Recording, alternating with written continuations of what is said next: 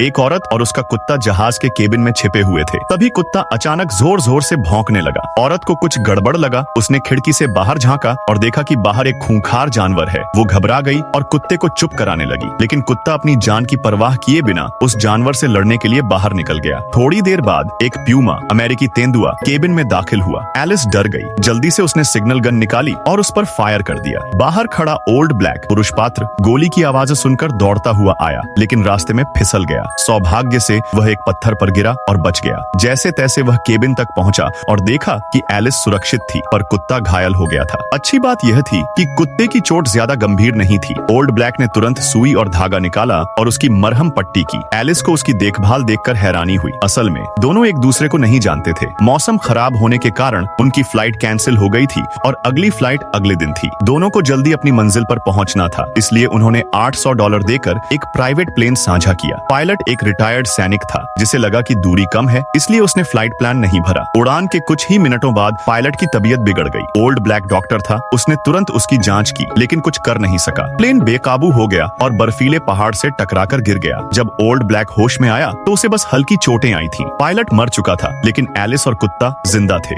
Alice की टांग टूट गई थी। ओल्ड ब्लैक ने उसे प्राथमिक इलाज दिया और आग जलाकर रात बिताई। अगले दिन उसने देखा कि वे लोग एक पहाड़ी की चोटी पर हैं और चारों तरफ बर्फ ही बर्फ है। उसने मदद के लिए चिल्लाया, लेकिन कोई जवाब नहीं मिला। कुछ दिन बाद जब एक प्लेन गुजरा, उसने सिग्नल गन चलाई, लेकिन भूल गया कि उसमें गोली नहीं डाली थी। जब तक एलिस ने उसे गोली दी, प्लेन जा चुका था। एक और मौका हाथ से चला गया। 3 दिन बीत गए, खाना भी कम हो गया। ओल्ड ब्लैक खाने की तलाश में गया। जब वापस लौटा तो देखा कि एक प्यूमा मारा पड़ा था। वो वही था जिसे एलिस ने सिग्नल गन से मारा था। अब उनके पास कई दिनों का खाना था, पर यहीं से उनके विचारों में टकराव शुरू हुआ। ओल्ड ब्लैक रुककर मदद का इंतजार करना चाहता था, लेकिन एलिस नीचे उतरना चाहती थी। शायद वहाँ मोबाइल सिग्नल मिल जाए। अगली सुबह एलिस कुत्ते को लेकर निकल पड़ी, लेकिन हालत खराब हो गई और रास्ते में बेहोश होने लगी। ओल्ड ब्लैक ने उसे ढूंढ निकाला। फिर दोनों ने साथ मिलकर रास्ता ढूंढने का फैसला किया। रास्ते में उन्हें एक गुफा मिली जहाँ रात गुजारी। अगले दिन उन्हें दूर एक रोशनी दिखी, शायद बस्ती। वे उस दिशा में चल दिए, लेकिन रास्ते में कुत्ता गायब हो गया। ओल्ड ब्लैक उसे ढूंढते ढूंढते एक पुराना लकड़ी का केबिन मिला, पर वह खाली था। उधर एलिस बर्फ पर खड़ी थी। तभी बर्फ की परत टूट गई और वह गिरने लगी। ओल्ड ब्लैक ने समय रहते उसे बचा लिया और केबिन में लाकर गर्म किया। एक ही कैन का खाना था जो उसने एलिस को दे दिया। अब 20 दिन बीत चुके थे। इस दौरान दोनों करीब आ गए और एक दूसरे से प्यार करने लगे। फिर दोनों साथ चल दिए। कई दिन चलने के बाद वे एक पेड़ के नीचे थक कर सो गए। कुत्ता उन्हें जगाने की कोशिश करता रहा। आखिर में ओल्ड ब्लैक जागा